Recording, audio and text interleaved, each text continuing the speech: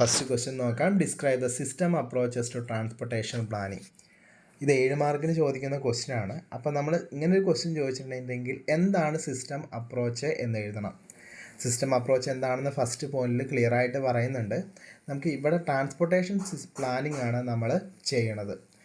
അതായത് നമുക്ക് ഒരു പർട്ടിക്കുലർ ഏരിയയിൽ ഒരു റോഡോ അല്ലെങ്കിൽ ഒരു ട്രാൻസ്പോർട്ടേഷൻ സിസ്റ്റമോ, അതായത് പല റോഡുകൾ ചേർന്നിട്ടുള്ള സിസ്റ്റമോ അല്ലെങ്കിൽ അങ്ങനെ കുറേ കാര്യങ്ങൾ നമുക്ക് പ്ലാൻ ചെയ്യണമെന്ന് കരുതുക. അപ്പോൾ നമ്മൾ എങ്ങനെയാണ് ആ ഒരു പ്രശ്നത്തെ നോക്കിക്കാണുന്നത്, അല്ലെങ്കിൽ അവിടെ ഒരു പ്രോബ്ലം ഉണ്ടെന്ന് മനസ്സിലാക്കുന്നത്, ഇനി അതിനൊരു സൊല്യൂഷൻ എങ്ങനെ കണ്ടുപിടിക്കുന്നു, ഇതിനെയൊക്കെയാണ് നമ്മൾ സിസ്റ്റം അപ്രോച്ച് എന്ന് പറയുക. അതായത് നമ്മുടെ ഇവിടുത്തെ പ്രശ്നം എന്ന് പറഞ്ഞിട്ടുണ്ടെങ്കിൽ ട്രാൻസ്പോർട്ടേഷന് കുറച്ച് ഡെവലപ്മെൻറ്റ് അല്ലെങ്കിൽ പ്ലാനിങ് ആണ്, അല്ലെങ്കിൽ നമ്മുടെ ഒബ്ജക്റ്റീവ് എന്ന് പറയണത്. അപ്പോൾ അതിന് വേണ്ടിയിട്ട് നമ്മൾ എന്തെല്ലാം അപ്രോച്ചസുകളായിരിക്കാം മുന്നോട്ട് വയ്ക്കുന്നതെന്നാണ്. ഫസ്റ്റ് നോക്കാം, ഹോളിസ്റ്റിക് പെർസ്പെക്റ്റീവ്. ഹോളിസ്റ്റിക് പെർസ്പെക്റ്റീവ് എന്ന് പറഞ്ഞിട്ടുണ്ടെങ്കിൽ ട്രാൻസ്പോർട്ടേഷനെ ഒരു വലിയ സിസ്റ്റമായിട്ട് നമ്മൾ കൺസിഡർ ചെയ്യുകയാണ്. അപ്പോൾ നമുക്ക് ഉദാഹരണത്തിന് ഒരു വലിയ റോഡ് ഒരു പർട്ടിക്കുലർ ഏരിയയിൽ പണിയണം. അപ്പോൾ എന്ത് ചെയ്യണം, നമ്മൾ അതിൻ്റെ എക്കോണമി നോക്കും, സേഫ്റ്റി നോക്കും, സേഫായിട്ട് നമുക്ക് കൺസിഡർ ചെയ്യാൻ പറ്റുമെന്ന് നോക്കും. അതുപോലെ തന്നെ അതിനകത്ത് എന്തെങ്കിലും എൻവയോൺമെൻറ്റൽ ഇമ്പാക്റ്റ് അവിടെ ഉണ്ടാവുമെന്ന് നോക്കും. അങ്ങനെ എല്ലാം, അതായത് പോസിറ്റീവും നെഗറ്റീവ്സും ഒക്കെ നോക്കിയിട്ട് ഒരു സ്റ്റഡി നമ്മൾ നടത്തും. അതിനെയാണ് ഹോളിസ്റ്റിക് പെർസ്പെക്റ്റീവ് എന്ന് പറയുന്നത്. ഇത് നമ്മുടെ സിസ്റ്റം അപ്രോച്ചസിലെ ഒരു ഇമ്പോർട്ടൻ്റ് ആയിട്ടുള്ള എലമെൻ്റാണ്. ഇത്രയേ ഉള്ളൂ. അതായത് ട്രാൻസ്പോർട്ടേഷൻ സിസ്റ്റത്തെ ഒരു ലാർജ് സിസ്റ്റമായിട്ട് കൺസിഡർ ചെയ്തിട്ട് അതിനകത്ത് എൻവയോൺമെൻറ്റൽ ഇമ്പാക്റ്റസ് ഉണ്ടോ, അതുപോലെ തന്നെ അതിന് എത്രത്തോളം എക്കോണമി ആവും, അതുപോലെ തന്നെ സൊസൈറ്റിക്ക് അത് എത്രത്തോളം യൂസ്ഫുള്ളാകും, ഇങ്ങനെ എല്ലാത്തിനെക്കുറിച്ചും പിന്നെ ആ ഓരോ മേഖലകളും തമ്മിൽ ഉള്ള ഇൻട്രാക്ഷൻസ് എങ്ങനെയാണ് എന്നൊക്കെ നമ്മൾ ഡീറ്റെയിൽ ആയിട്ട് പഠിക്കുന്നതിനെയാണ് ഹോളിസ്റ്റിക് പെർസ്പെക്റ്റീവ് എന്ന് പറയുക. രണ്ടാമത്താണ് ഡാറ്റ ഡ്രിവൺ ഡിസിഷൻ മേക്കിംഗ്. അതായത് നമുക്കിപ്പോൾ ഒരു പർട്ടിക്കുലർ ഏരിയയിൽ ഒരു റോഡിന് ട്രാഫിക് ഇഷ്യൂസ് ഉണ്ട്. ചിലപ്പോൾ ആക്സിഡൻറ്റ്സ് ഉണ്ടാവുന്ന ഒരു ഏരിയ ആയിരിക്കാം, അല്ലെങ്കിൽ വളരെ കൺജസ്റ്റഡ് ആയിട്ടുള്ള ഏരിയ ആയിരിക്കാം, പക്ഷേ ട്രാഫിക് ഫ്ലോ ഒരുപാട് ഉണ്ടായിരിക്കാം. സോ ഏത് കണ്ടീഷനാണെങ്കിലും ആ പർട്ടിക്കുലർ ലൊക്കേഷനിലെ ട്രാഫിക് സിസ്റ്റം നമ്മൾ ഡെവലപ്പ് ചെയ്യേണ്ടതായിട്ടുണ്ട്. അപ്പോൾ അതിന് വേണ്ടിയിട്ട് എന്താണ് അവിടുത്തെ നിലവിലത്തെ പ്രശ്നമെന്നറിയാൻ വേണ്ടിയിട്ട് നമ്മൾ quantitative and qualitative datas collect ചെയ്തിട്ട് നമ്മളത് അനലൈസ് ചെയ്തിട്ട് ആ പർട്ടിക്കുലർ റോഡിൻ്റെ അല്ലെങ്കിൽ ആ പർട്ടിക്കുലർ ഏരിയയിൽ ട്രാൻസ്പോർട്ടേഷൻ സിസ്റ്റത്തിലെ എന്താ പ്രശ്നം എന്നുള്ളത് നമ്മൾ മനസ്സിലാക്കും. അതാണ് ഡാറ്റ ഡ്രിവൺ ഡിസിഷൻ മേക്കിംഗ് എന്ന് പറയുന്നത്. Relies on quantitative and qualitative data to analyse current conditions. അടുത്തത് ഗോൾ ഓറിയൻറ്റഡ് പ്ലാനിങ്. തൊട്ട് മുന്നേ പറഞ്ഞതുപോലെ തന്നെ നമുക്കൊരു റോഡിന് ട്രാഫിക് കഞ്ചഷൻസ് ഉണ്ട്, അത് മാറ്റണം എന്നാണ് നമ്മുടെ ഉദ്ദേശം.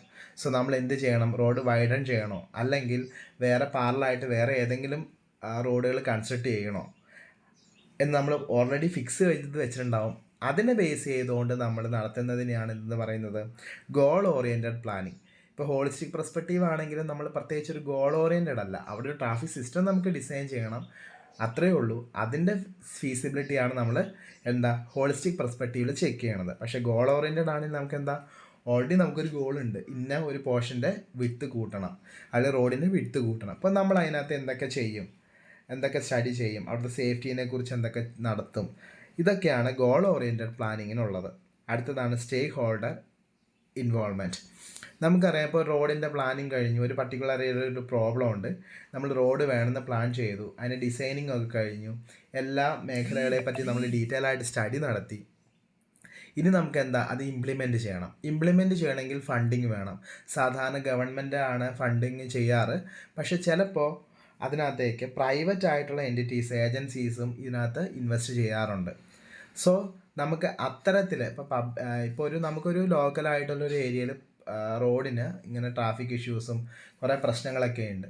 സോ നമ്മൾ പ്ലാനിങ് ഒക്കെ നടത്തി, അപ്പോൾ എന്തായാലും ഗവൺമെൻറ് അപ്രൂവലോട് കൂടി നമുക്ക് നടത്താൻ പറ്റുള്ളൂ. എങ്കിലേ മാത്രമേ നമുക്കത് ഫണ്ടിങ് വെച്ച് സാധാരണ രീതിയിൽ ഒരു നല്ലൊരു സിസ്റ്റം നമുക്ക് ഉണ്ടാക്കിയെടുക്കാൻ പറ്റും.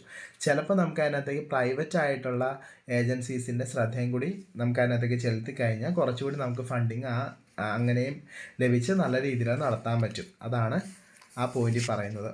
ഇനി ഫൈനൽ പോയിന്റ് എന്താണെന്ന് വെച്ചിട്ടുണ്ടെങ്കിൽ സിനാരിയോ അനാലിസിസ്. അതായത് ഫ്യൂച്ചർ കണ്ടീഷൻസ് എന്തായിരിക്കും, ഫ്യൂച്ചർ കണ്ടീഷൻ, അതായത് develops and evaluate strategies or scenarios based on varying assumptions about future condition, ഇപ്പോഴത്തെ കണ്ടീഷൻ വെച്ചുകൊണ്ട് നമ്മൾ ഫ്യൂച്ചറിൽ എങ്ങനെയായിരിക്കുമെന്ന്, അതായത് ഇപ്പോഴത്തെ ട്രാഫിക് ഉണ്ട്, അപ്പോൾ ഫ്യൂച്ചറിൽ എത്രത്തോളം ട്രാഫിക് ഉണ്ടാവും, നമ്മൾ ജസ്റ്റ് ഒന്ന് എന്താ ഒരു ഹൈപ്പോത്തറ്റിക്കലായിട്ട് ഒന്ന് ചിന്തിക്കുകയാണ്.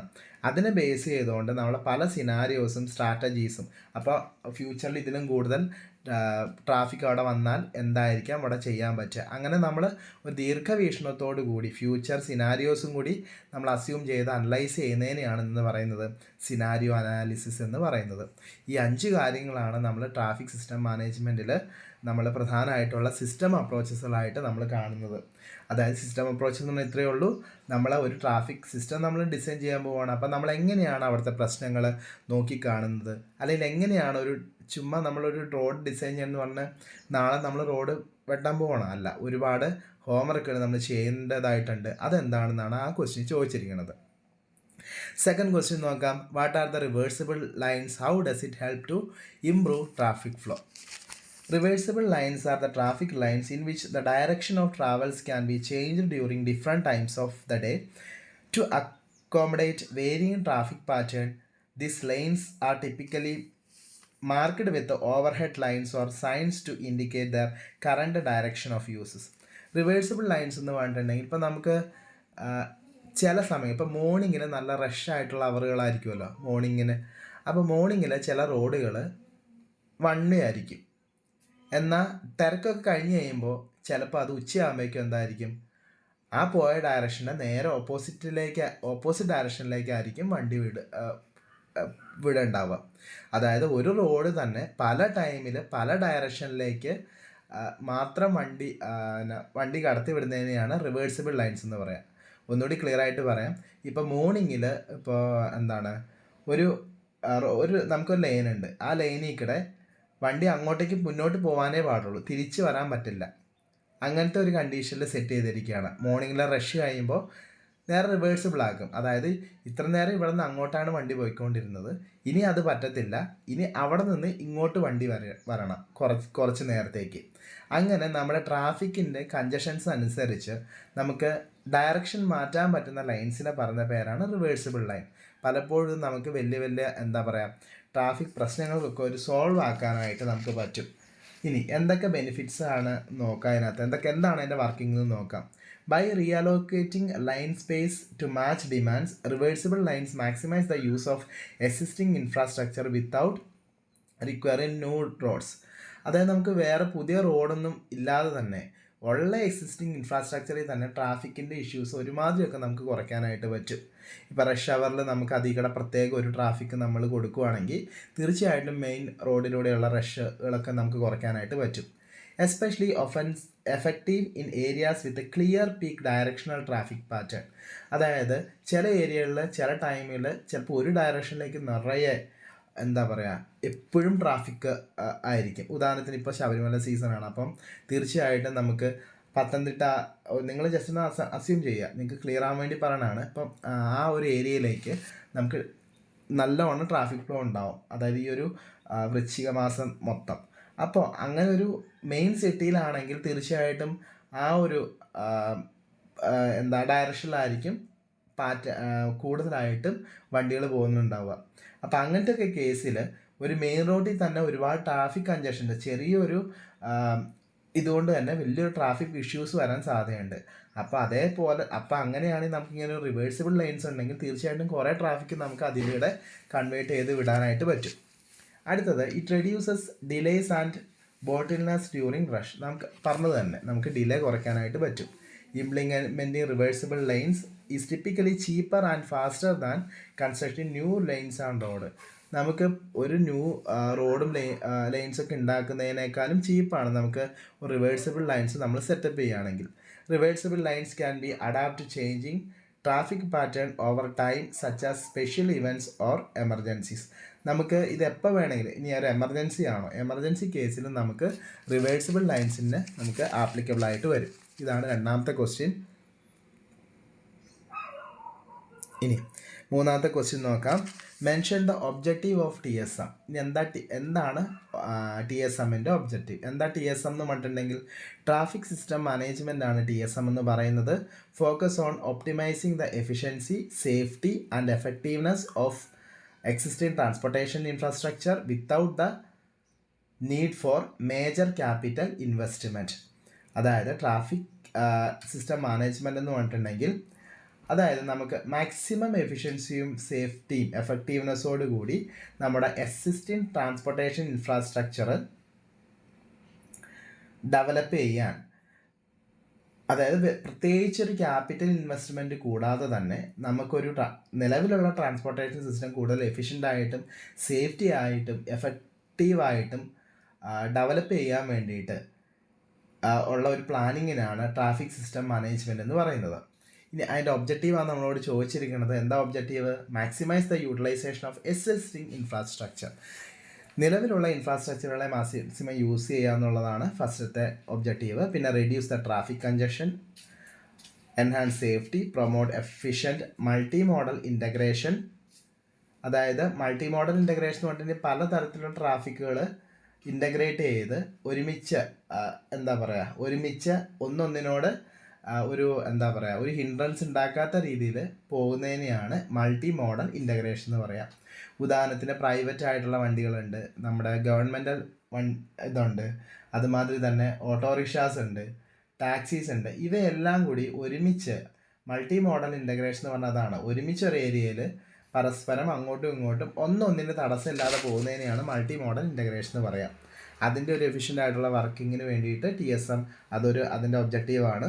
Improve accessibility and mobility, support economic efficiency, encourage public transportation use, respond to changing travel demands. ഇതൊക്കെയാണ് നമ്മുടെ ഒബ്ജക്റ്റീവ്.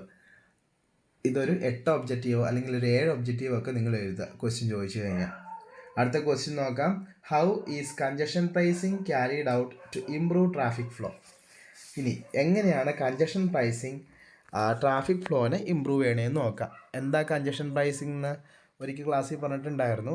എന്താണ് കൺജഷൻ പ്രൈസിംഗ് എന്ന് പറഞ്ഞിട്ടുണ്ടെങ്കിൽ, congestion pricing is a traffic management strategy used to reduce the congestion by charging drivers fee for using certain roads, areas or zones during peak hours or periods of high demand. അതായത് നമുക്ക് congestion pricing പറഞ്ഞ ഇതാണ്. അതായത് ഒരു traffic management സ്ട്രാറ്റജിയാണ്. എന്തിനു വേണ്ടിയിട്ടാണ്? Congestions കുറയ്ക്കാൻ വേണ്ടിയിട്ടാണ്. നമുക്ക് കൺജഷൻസ് കുറയ്ക്കാൻ വേണ്ടി പല അപ്രോച്ചസും നമുക്ക് യൂസ് ചെയ്യാം. അതിനകത്ത് ഏറ്റവും എഫക്റ്റീവായിട്ടുള്ളൊരു മെത്തേഡാണിത്. എങ്ങനെയാണെന്ന് വെച്ചിട്ടുണ്ടെങ്കിൽ, charging drivers fee for using certain road. അതായത് ചില റോഡുകൾ യൂസ് ചെയ്യുന്നതിന് വേണ്ടിയിട്ട് നമ്മൾ ഡ്രൈവേഴ്സിൻ്റെ നിന്ന് ചെറിയൊരു ഫീസ് മേടിക്കും. അപ്പോൾ തീർച്ചയായിട്ടും വളരെ അത്യാവശ്യമുള്ള ആൾക്കാർ മാത്രമേ നമുക്ക് ആ റോഡിലൂടെ പോകാൻ പറ്റുള്ളൂ. അപ്പോൾ ആ റോഡിനകത്ത് ട്രാഫിക് നമുക്ക് കുറയ്ക്കാനായിട്ട് പറ്റും. അതാണ് കൺജഷൻ പ്രൈസിംഗ് എന്ന് പറയുന്നത്. ഇനി അതെങ്ങനെയാണെന്നാണ് നമ്മളോട് ചോദിച്ചിരിക്കുന്നത്. First, how it improve traffic flow? Reduce vehicle volume. ഞാൻ പറഞ്ഞു ആവശ്യമുള്ളവർ മാത്രമേ ആ റോഡിൽ കൂടെ പോവുള്ളൂ, അപ്പോൾ വെഹിക്കിളിൻ്റെ വോളിയം കുറയും. Encourage mode shift. അതായത് ഇപ്പോൾ സാധാരണയായിട്ട് ഇപ്പോൾ ഒരു പർട്ടിക്കുലർ ഫീസ് കൊടുത്ത് പോകേണ്ട റോഡിൽ കൂടെ ആണെങ്കിൽ പ്രൈവറ്റ് വെഹിക്കിളിനേക്കാൾ കൂടുതൽ ആൾക്കാർ ട്രാൻസ്പോർട്ട് വെഹിക്കിൾ ഉണ്ടെങ്കിൽ ആ റൂട്ടിൽ കൂടെ പോകാനായിട്ട് ട്രാൻസ്പോർട്ട് വെഹിക്കിളിനെയാണ് യൂസ് ചെയ്യുള്ളൂ. അപ്പോൾ അതുകൊണ്ടാണ് രണ്ടാമത്തെ പോയിൻ്റ് എൻകറേജ് മോഡ് ഷിഫ്റ്റ് എന്ന് പറഞ്ഞത്. മൂന്നാമത്തത് ഇംപ്രൂവ് ട്രാവൽ ടൈം റിലയബിലിറ്റി. അതായത് നമുക്ക് എന്താണെന്ന് വെച്ചിട്ടുണ്ടെങ്കിൽ സ്മൂത്ത് ആയിട്ടുള്ള ട്രാഫിക്ക് നമുക്ക് എൻഷുർ ചെയ്യാനായിട്ട് പറ്റും. പീക്ക് അവർ ആണെങ്കിൽ കൂടി ഒരുപാട് വാഹനങ്ങൾ ഉണ്ടാവില്ല, വളരെ അത്യാവശ്യമായിട്ട് പോകേണ്ട വാഹനങ്ങൾ മാത്രമേ ആ റൂട്ടിൽ കൂടെ ഉണ്ടാവുള്ളൂ. അപ്പോൾ നമുക്കൊരു സ്മൂത്ത് ട്രാഫിക് ഫ്ലോ നമുക്കവിടെ ക്രിയേറ്റ് ചെയ്യാനായിട്ട് പറ്റും. Optimise road usages. അതായത് encourage drivers to use alternative routes or travel during less congested times. അതായത് അപ്പോൾ അതുകൊണ്ട് തന്നെ നമുക്കതിനകത്ത് ഫീ ചാർജ് ചെയ്യുന്നത് കൊണ്ട് തന്നെ ഡ്രൈവേഴ്സ് ഈ റൂട്ടിന് പകരം വേറെ ഓൾട്ടർനേറ്റീവ് റൂട്ട് സെലക്ട് ചെയ്യാനായിട്ട് അവർക്കൊരു പ്രേരണ ഉണ്ടാവും. അതായത് ലെസ് കൺജസ്റ്റഡ് ആയിട്ടുള്ള ടൈമിൽ, അതായത് ഇപ്പം നല്ല കൺജസ്റ്റഡ് ആയുള്ള ടൈമിൽ വേണമെങ്കിൽ നമുക്ക് ഈ ഒരു റൂട്ട് ഫീ കൊടുത്ത് പോകാൻ പറ്റുമെങ്കിലും വലിയ തിരക്കൊന്നും ഇല്ലാത്ത സമയത്താണെങ്കിൽ ഈ ഒരു റൂട്ടിൽ ഫീസ് കൊടുക്കണമല്ലോ എന്ന് കരുതിയിട്ട് ഡ്രൈവേഴ്സ് വേറെ റൂട്ടിലൂടെ പോകാനായിട്ടുള്ള ടെൻഡൻസി ഉണ്ടാവും. സോ അത് ഒരു തരത്തിലൊരു പോസിറ്റീവ് ഇമ്പാക്റ്റാണ്. അടുത്തത് ഡിക്രീസ് എൻവയോൺമെൻറ്റൽ ഇമ്പാക്റ്റ്. നമുക്കറിയാം എന്താ പറയുക, നമുക്ക് കൺജഷൻ പ്രൈസിങ് വെച്ച് ഒരു റോട്ടിൽ കൂടെ പൈസ കൊടുക്കണം പോകാനായിട്ട്. ഇപ്പോൾ സ്വാഭാവികമായിട്ടും എല്ലാവരും എന്ത് ചെയ്യും, മജോറിറ്റി ചെറിയൊരു ഡിസ്റ്റൻസ് ട്രാവൽ ചെയ്യേണ്ട ആൾക്കാരൊക്കെ എന്താ പബ്ലിക് വെഹിക്കിൾസിനെ ഡിപ്പെൻഡ് ചെയ്യും. അപ്പോൾ നമുക്ക് എന്താ അത്രയും പ്രൈവറ്റ് വെഹിക്കിൾ അവിടെ യൂസ് ചെയ്യത്തില്ല. അപ്പോൾ കാർബൺ ഡൈ ഓക്സൈഡ് എമിഷൻസ് അങ്ങനത്തെ കുറേ കാര്യങ്ങളൊക്കെ നമുക്കവിടെ കുറയ്ക്കാനായിട്ട് പറ്റും.